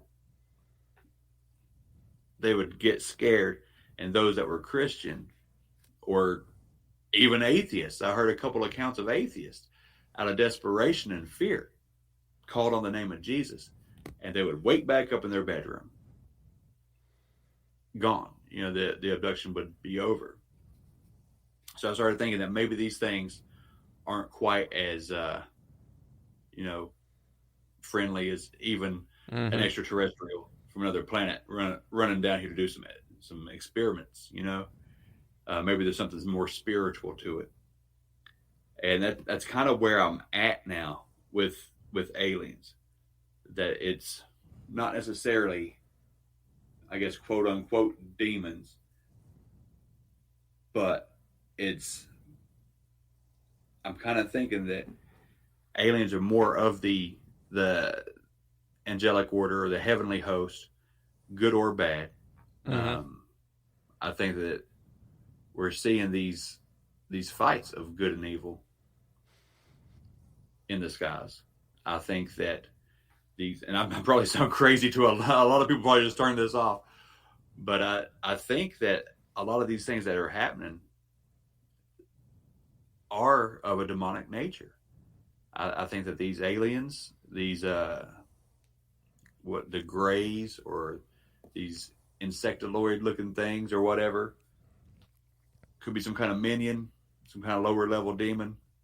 These tall whites, you know, the Nordics or whatever, they sound a lot like descriptions of what an actual angel is. I'm not talking about cherubim or seraphim or anything, you know, the wheels within wheels. I'm not talking about those. I'm talking about the actual angel, which is just a messenger. They look a lot like a person. When you read accounts of them in the Bible, angels were pretty much indistinguishable from men. They didn't have big wings and stuff like that. They even tell you to be, you know, they better be nice here. You might be entertaining angels unaware. Yep. You know what I mean? And so I think some of these Nordic figures or whatever, they could be maybe of that order. But I think it's more of a spiritual battle. Kind of like how it says the Nephilim were on the earth in the days of Noah, and they're going to come back. That gets me into a lot of conspiratorial things about how bloodlines are involved, how there's genetic modifications being done, how the original goal of Satan was to stop the Messianic bloodline, to stop the woman from having the child that's going to crush the head of the snake, right? Yeah. The whole goal was to stop that from happening, or to prevent it as long as possible. Well, these things going on here, they're also doing these genetic testings, and there's just so many parallels. If I sit here and actually wrote it all down, it would be more coherent. But that's what I'm throwing around with in my mind right now. That's my theory on aliens. I think when you get people like Dr. Stephen Greer, is that his name? Yeah. Yeah. Oh, we talk about Greer a lot. Yeah, and Demi Lovato or whatever these celebrities are, they go out in the field and they literally summon these things to come to them, and you start seeing these lights come on. I don't think these are, what would a UFO need a light for? Yeah. Right. If they can travel supposedly from one galaxy to the next, do they need a headlight? No. Right. These are some kind of celestial, slightly higher than human entity, either good or bad. But I don't think there's very many good ones going to come down here and try to abduct you. So we don't think you're crazy, first off. Yeah. Because we've talked about that, similar things. Okay. Do you listen to Kill the Mockingbirds? I haven't. They were on. Oh, they They're do on somebody's. I think Tony. Appalachian Intelligence. Yeah, the Appalachian Intelligence, Tony. They do stuff with Tony constantly. Yeah. I haven't listened forever. Joel is the one you need to talk to about that stuff specifically, because he's got that all worked out with the bloodlines and stuff like that. He's great. We do a show with Joel and Sean from Kill the Mockingbirds called The Floating Mushroom Show. But, it's like, anyways, you want to rebuttal first? Or not rebuttal, add. Well, I think like you touched on it, all this stuff when it comes to just paranormal, cryptid, the unexplained, things like that. It seems like the more you dig into it, the more you kind of come around to the realization that all of it does like intertwine together, and then it does come back to like places spirituality, we'll call it. It all just kind of falls back into that, at least from my own experience as well. And you see how much things overlap, and then you start putting pieces together, and then you see how much of it, like none of it we're taught. It's just things you have to go out on your own and discover for yourself. And that's kind of where the fun has been in it for me as well. But yeah, once you start talking about this stuff, it's hard to, you do kind of feel a little crazy, like trying to put, just even speak about it or put the pieces together in a coherent way to where it actually makes sense, to somebody else. And you kind of hope that the person already has an idea of, that helps. Yeah, this field, or it helps. Right. It makes them at least know that they're understanding what you're talking about. Because I've talked to people about this stuff that it doesn't even have a foot in the door, and they just have no idea. I mean, I've literally looked at you screaming they were all mushrooms. Right, and I kind of understood. Yeah. For me, were you done? I'm sorry, Jay. Yeah, I cut you off all the time. No, that's Nobody fine. knows at home. Cut that stuff out. But no. I am with you, but I don't think there's any angels in it. I think it's all demonic. I've been a firm believer in that for a long time. That first off, I was a biologist. I did surveys. I literally abducted animals, put chips in them, and released them back. But there was no malice. There was no, we treated the animals with care because this is when they do these kind of things. Because I 100% believe if you tell me you were abducted by aliens, I believe you. But I don't think they were aliens. I do believe in your experience, and I want to make that distinction. I believe the aliens may be off in space somewhere. Way I don't think anything, and there's no aliens visiting here, in my opinion. I think it's all demonic because it seems to be torturous. It seems to be horrid. And it seems to be real or ritualistic, where it's I 100% agree with you on that angle. I think, and why? So here's the question, and we've kind of talked about this on our show before. That if they are, so why would demons in modern society need to wear the mask of aliens? In my personal opinion, is because the same reason we don't see grandiose miracles anymore, and it's because it gets rid of faith, whether one side or the other. If you catch a demon or you can see a demon, that means the other side is real. Same with seeing a grandiose miracle. And miracles happen every day. I'm not saying they don't. I'm talking about biblical, pillars of salt, that kind of stuff, where these giant grandiose things that have happened. Because everybody has a camera. Everybody has that gets rid of faith. And then it's just fact. And, I'm comfortable in my faith. But that's why these demons have to they still have to do this evil. They still have to do these rituals. They still have to torture people. But they can't go out with horns and red skin and all, they have to put on these faces of these tight skinned, big olive eyes and these tall white creatures, because it's still horrifying, and it's torturous, and it's scarring. But now you just think it's somebody from another planet. Yeah. So I 100% agree with you that I just don't think there's angels involved in that side of it. Right. I get that. But just an opinion. The whole angel side, good versus evil side. I guess that would, for me, I'm still entertaining that, mostly for the lights. The lights in the sky, the things that aren't coming down here and zapping me and beaming me up, kind of thing. And I don't know what the role is, because when people talk about seeing tall whites, I haven't heard them being described in a setting that was something malicious, Mm-hmm. They might be getting information or whatever, or some kind of warning, but angelic messengers, I don't know. I'm kicking that idea around. I'm not questioning you. I'm just saying my thoughts. Yeah. Oh yeah, I'm just spitballing. Yeah, because it's right. Yeah, I just think it's all part of the same game, that where they have to. Is. And then we talked about it on the next episode of Floating Mushroom Show. We did reptilians, but we talk about that they change over time. These appearances of these aliens, these extraterrestrials, change over time with public perception of them. Yeah. And that would be, in my head, like you're saying, it's more of these fluidic beings, where they're putting on the face you want them to have.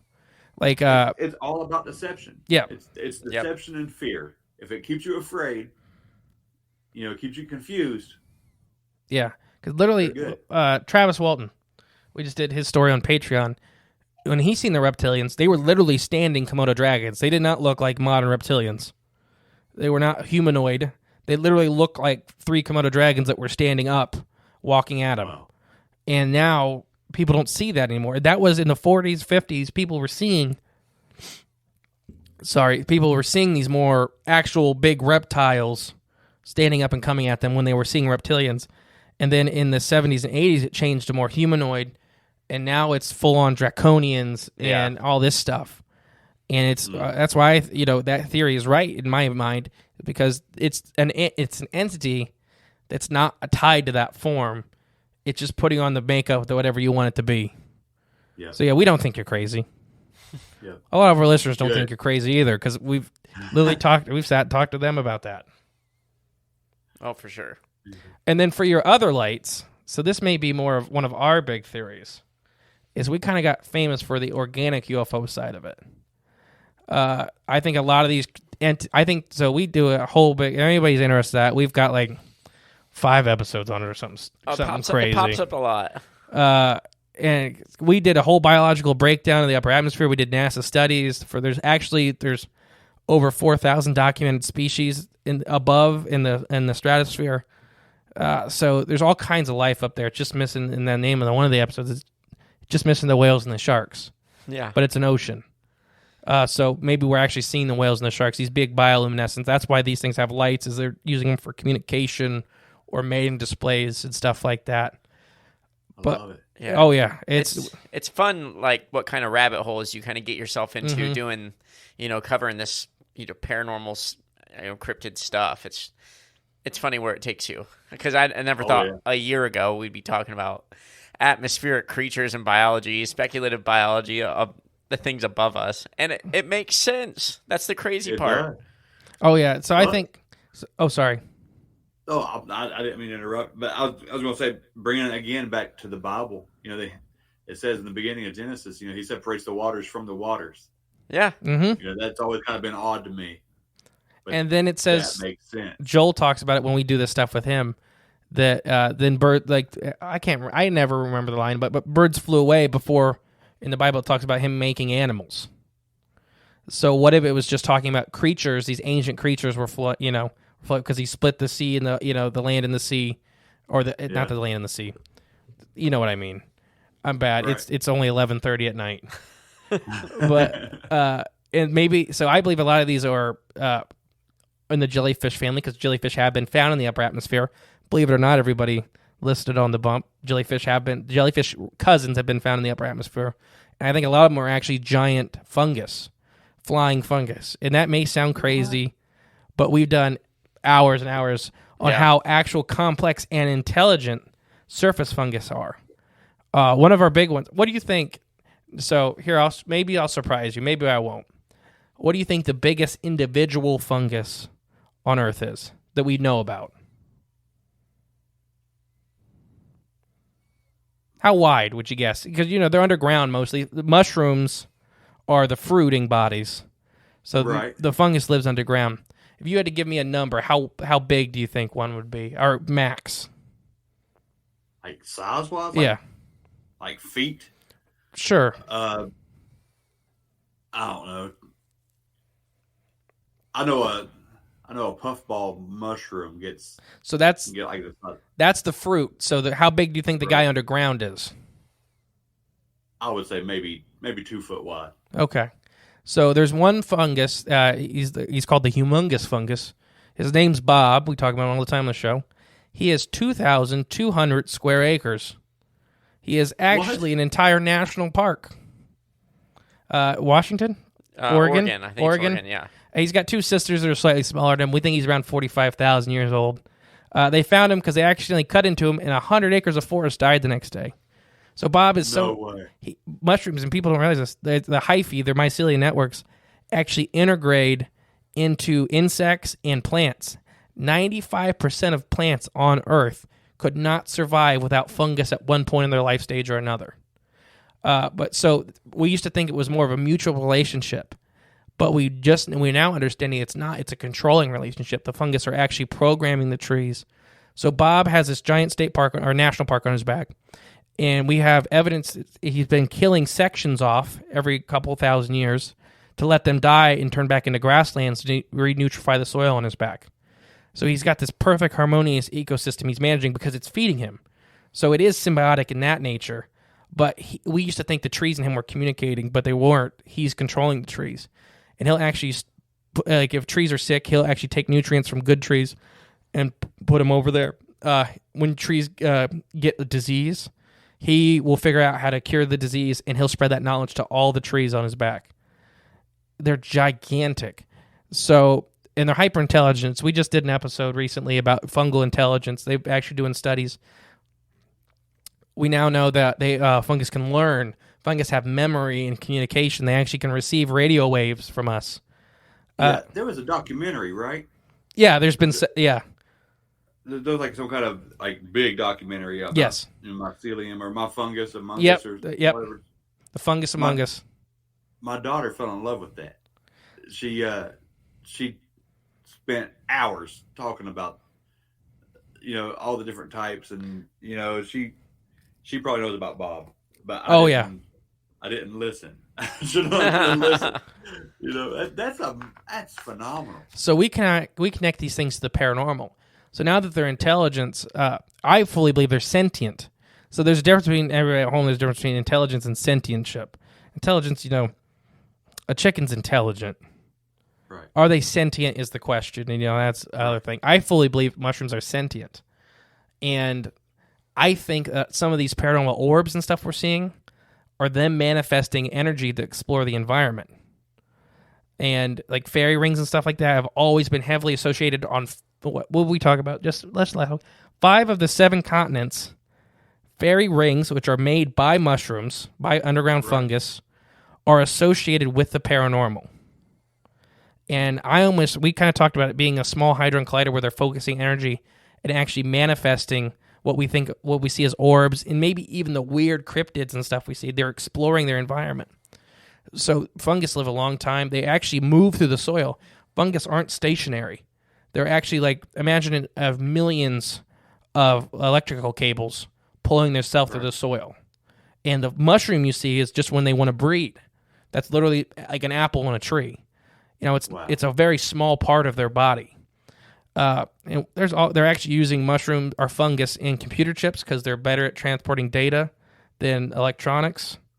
What? Yeah, they're crazy. So we tie it into the paranormal. I really think that a lot of this really weird stuff is them trying to explore our part of the environment because they're alien to us. They're very alien to us, and we're very alien to them, as in the fact of being very different. So communication can be very difficult, and recognition can be very difficult of intelligence. But yeah, there's my soapbox that I've been on for. Actually, listeners sent me a giant Amida mushroom hat that I'm going to wear at conferences. So everybody at home, it's the big red and white mushrooms that you see all the time. We were on Appalachian Intelligence, and a bunch of their listeners started sending memes. Don't let God. Yeah, because was I drinking at that one? I think we both were. Yeah. So I kind of have this role that the whole planet is interconnected now with they call it the Wood Wide Web with these fungus. And now we're finding out that different species of fungus are actually integrating into each other. So now it's more like a coral reef instead of a bunch of individuals, and they're communicating with each other. So we kind of talked about it. My kind of thought is it's God's gardener, that they've survived every mass extinction. And I think a lot of Christians, in my opinion, it's just my opinion, the big drawback is the timeline, and people get caught up on that. I think it's foolish to put human time on God's time. A blink of his eye could be millions or billions of years. We don't know, So the oldest complex fossil we have is a mycelium network at 810 million years ago, and it was already complex like today's fungus. So they were just as complex then as they are now. So a lot of biologists kind of think they may be aliens, like actual aliens, because they're so foreign to our biological tree of life that they're so weird. I kind of put them as more of a supernatural angle, that they've survived every mass extinction. A bunch of them will eat radioactive materials and turn it back into natural stuff. They don't care. Every mass extinction, they've rocked like it was nothing. So in my thought process, I kind of think that they're just God's gardeners. They're what's put here to make sure no matter what happens, it gets back on track. That's my soapbox. There you go. Yeah, I like that. I've never really entertained. I haven't went down that rabbit hole. It's a bad one. Don't do it. You'll be wearing a big mushroom hat in a month.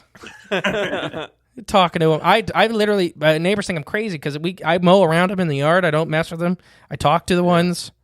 We have evidence. We have scientific evidence that shows they can receive vocal and radio waves.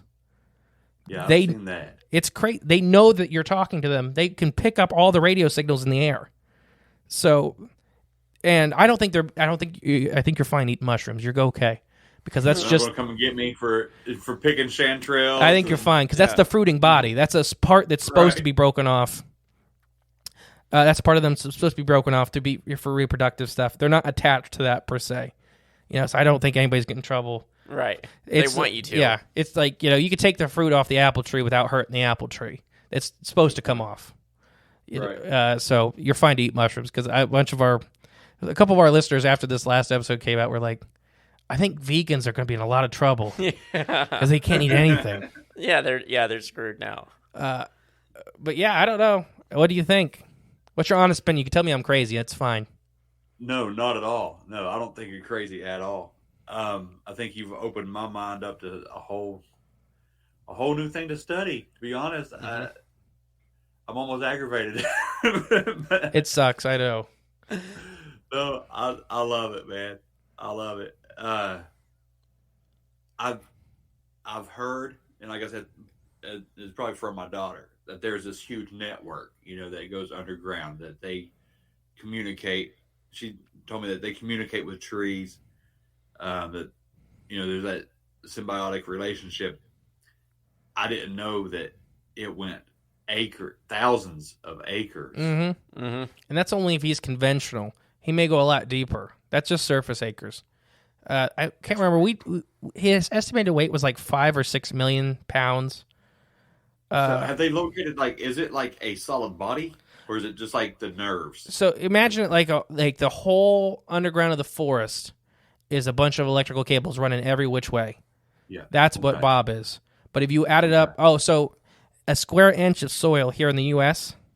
has 8 miles of mycelia network in it on average. Doesn't even make sense, does it? No. So they are everywhere. They're underbuilding. So cool thing about them is they are on all 7 continents. They're in the upper atmosphere. They're on the bottom of the ocean. There's actually a species of fungus that lives in the snow of Antarctica and eats just dust. You can't get away from them. Totally invisible, beyond microscopic. Yeah. Okay. Yeah. So sometimes if you pull up a rotten log and you see a bunch of white strings, that's mycelia. So they can be in really concentrated bundles where you can actually hold a big chunk of them, or they can be really thin like hair, and you won't see them. The individual strands are called hyphae, which are like our nerve endings. They're invisible to the naked eye, but when they get bundled up, they're called mycelia. And they're not a central nervous system. That's kind of a hard thing it's hard to describe to people, but they do pass electrical impulses along their body like a central nervous system. But they are a lot more efficient at it than animals are. So they are a lot easier. Bob can talk across himself so fast, it's insane. Well, from one end to the other. Man.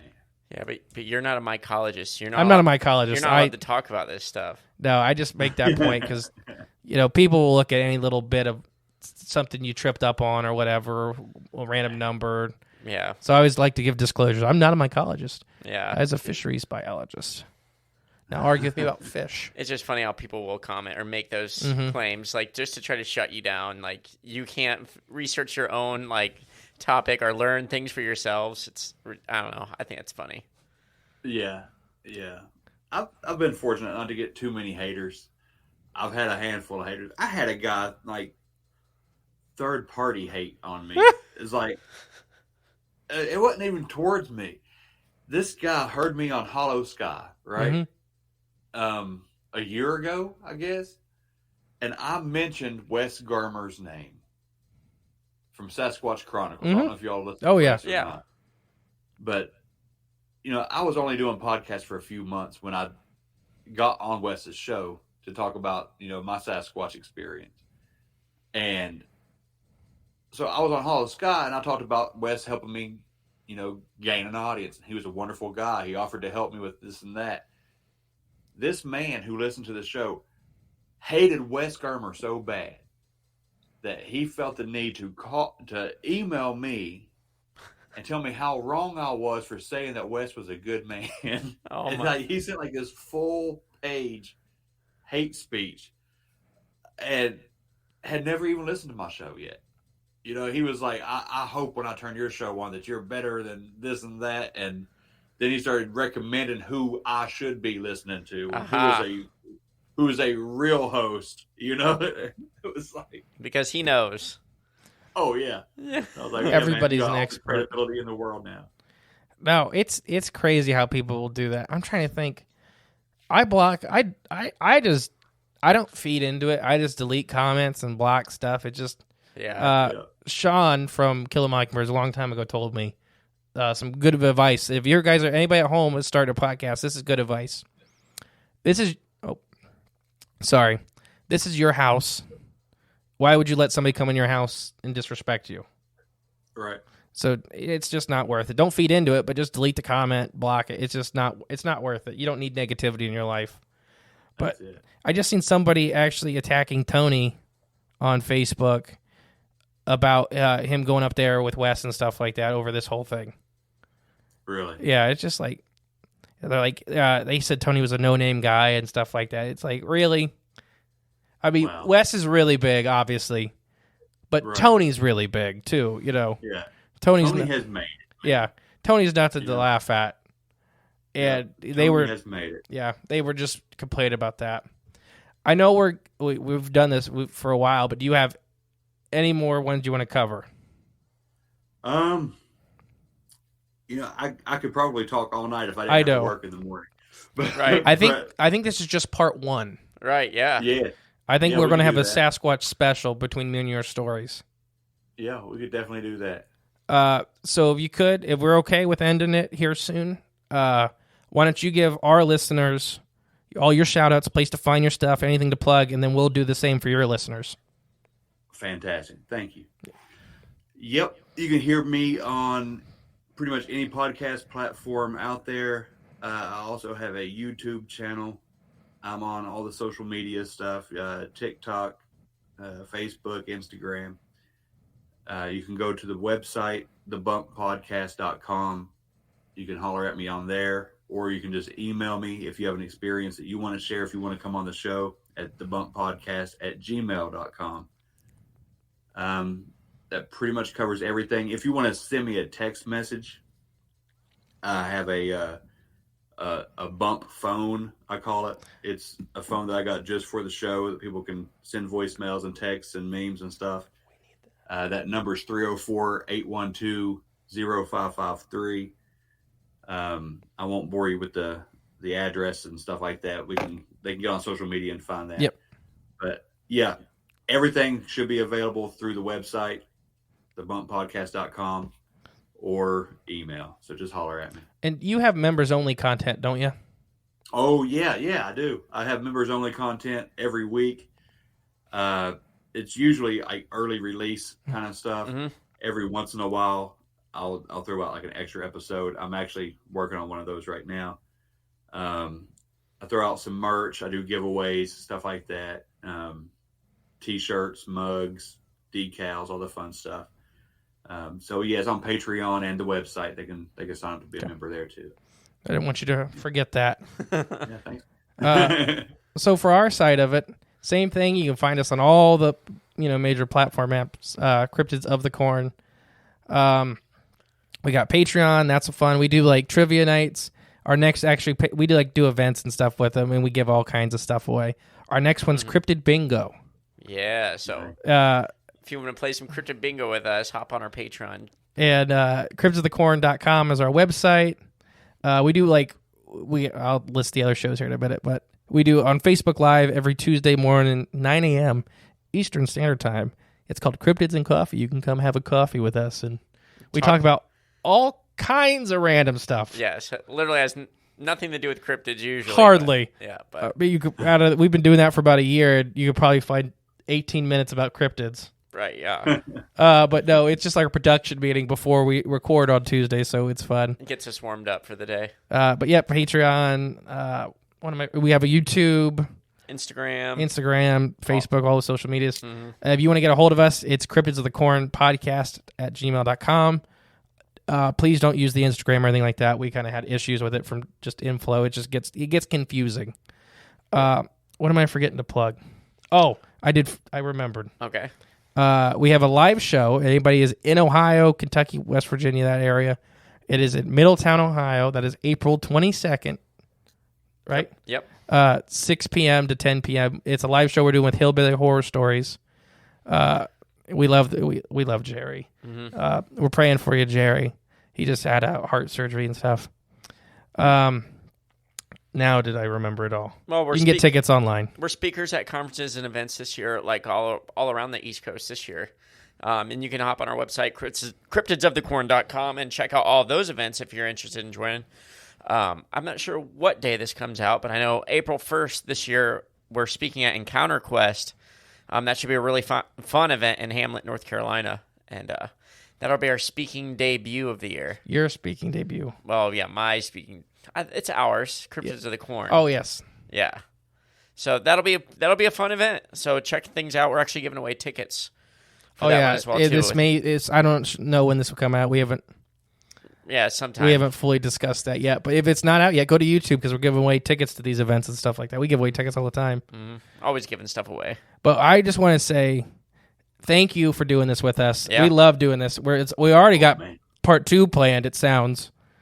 Yeah, I think so. But you're one of our favorites, and we're excited to grow as the guys on AI say, grow the tribe. Yep. That's it. But I did forget. I got one more thing to plug.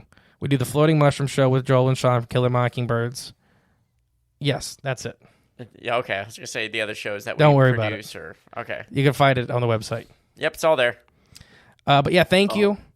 We have a tradition to end it, if you're okay with it. Sure. We're going to count down from 3, and we're all going to scream bye. If that's good with you. That's good with me, man. All right. 3, 2, 1. Bye. Bye. Thank you for listening to Crypts of the Corn podcast. Please share with a friend you think would like us. It's the best way to help our show grow. Leave a comment, rate us, a 5-star review, and remember, there is always extra content on Patreon.com/cryptsofthecorn.com. And don't forget, stay magical.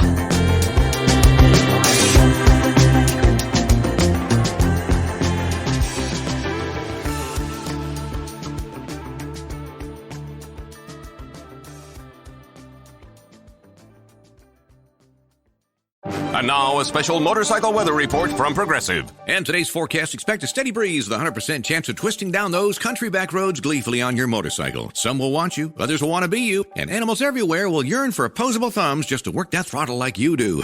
Oh, nature's cruel design. That's your forecast. Back to you. This has been a special motorcycle weather report from Progressive, where every day's a beautiful day to ride with 24/7 roadside assistance from America's #1 motorcycle insurer. Progressive Casualty Insurance Company and affiliates. Roadside assistance subject to policy terms and limits and may require comprehensive coverage.